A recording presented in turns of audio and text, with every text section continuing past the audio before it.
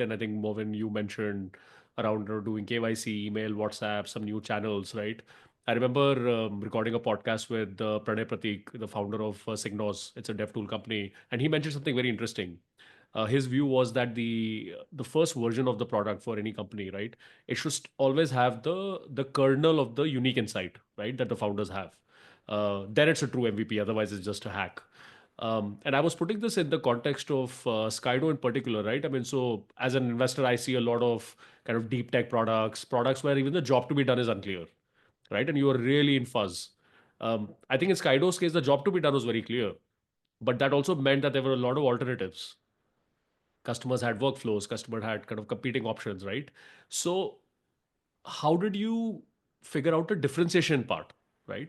In the insight was clear, and there was a space and there was a tailwind at a market level, but figuring out that uniqueness, right, which you have to kind of prove at a very early stage even to get early adopters to sign up, right? So help us walk through that nuance. Absolutely. I think the one uh, critical thing that our customers really appreciated about the way we did things, even from the very first transaction where we did not have any code, is the fact that we were transparent on FX rates. This is something that was a burning problem for anybody who was exporting. And they just had to trust their bank, have several to and fro arguments with the bank, but ultimately trust their bank and not be left with any other choice. And every few months, they would realize that the bank is actually doing something which they had not promised, or giving something less than promised. But because there was no other choice except just going to another bank or threatening your banker with, leaving them and going to another bank, etc., they just had to live with this unstable equilibrium. So the moment we brought in the fact that you exactly know what FX rate your dollars were converted at, what was the timestamp at which this conversion happened, so that you can actually tally the FX rate with Reuters.com or XE.com or Google. And there's no, soup of terminology that we are going to throw at you, like mid-market rate, interbank rate, and so on. There's just one rate that you see on Google, and that's the rate that gets applied to your payments. And because Skydo is a business, we need to make money. We will charge you something, but you will know upfront what we are going to charge you. And there's going to be no underhanded stuff of, baking something into the FX rate and so on. I think that was the one key thing which our initial 5 to 10 customers really got blown away by, and said that, you guys really need to now make a great product out of this. We really love what you've done with these first few transactions, and I want you to succeed. This is so beautiful. I'm glad that you shared this, and I want more kind of founders to really listen to this, right? Because especially, I think India cross-border founders, there's always a tendency to look for so-called moats and differentiations in product and engineering, and trying to build one more feature and trying to over-feature products out. Whereas this almost seems like it's such a simple, almost like a business or a business model insight, right? And which is kind of the starting point. Yeah, absolutely. I think even now, if you look at our ads on Meta and Google, etc., I think this is one of those key insights around which all of our marketing communication is centered.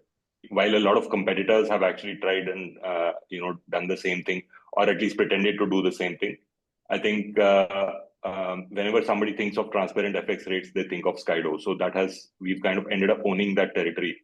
So it has definitely helped us that we had this one insight at that point. And of course, I think to anybody who's starting up today, it's not necessary that the one insight you have may work out. It's also possible that you are thinking that insight is really amazing and profound, but your customers may not think that way. So be ready to change, what that one insight is, and learn from your customers. For example, one of the things we learned from our customers was flat pricing. We initially went with some complicated model of pricing where we said we'll charge you X% plus Y dollars and so on. The moment our first customer heard this, and for the first few transactions, we just didn't charge anything because we just felt we don't even know how to price this and what customers are willing to pay and so on. So the moment we started this conversation with our first few customers, by the way, some of them were also our angel investors, so they really wanted us to succeed.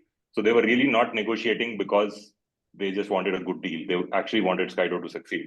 They said, "Hey, it seems like after doing so much, you're actually going back to how banks try to make money. Why don't you actually do something much simpler? I thought you were going to, be significantly simple in terms of pricing compared to how banks do it." And that's when we then internally started debating. Initially, our mind was rejecting that idea.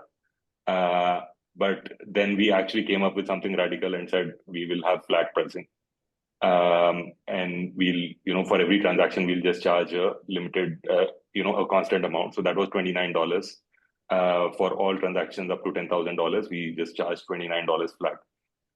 Over time, our pricing has evolved, and we've also started processing transactions larger than $10,000. But I think that core insight which we got from our customers around pricing also remains, in place. And for every pricing decision we take, I think we bring back. We almost imagine that customer is sitting with us in the room and telling us, "Hey guys, what the hell are you doing? You need to keep this simple." Yeah, I was just going to add one small point here, which is that I think all of us, anybody who starts a company, is brave enough and smart enough actually to, probably discover good, unique insights. But only some of us, and at some of the times, are actually humble enough to, just use the insights that actually come your way.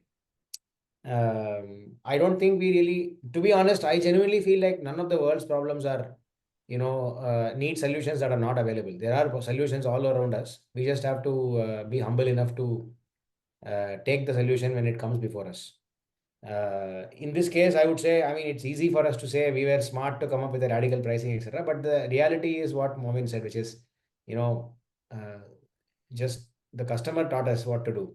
We just, followed it. I feel like, by the way, that insight we need to keep reinventing that core insight every couple of years or every 18 months or so. Now I think Skydo 1.0 is well and truly established, and it will have a life of its own. It will keep scaling. And the 2.0 insight is just waiting to happen. Maybe that insight is already there somewhere, and we have to just look at it, or we have to just accept it. And then use that to build the next engine of growth, and so on and so on. And I love the use of the word humility. I have kind of never heard it in the context of building MVPs. And but you're right. It is the probably the underlying emotion that best describes that is humility, because then you're willing to listen and have empathy for the customer.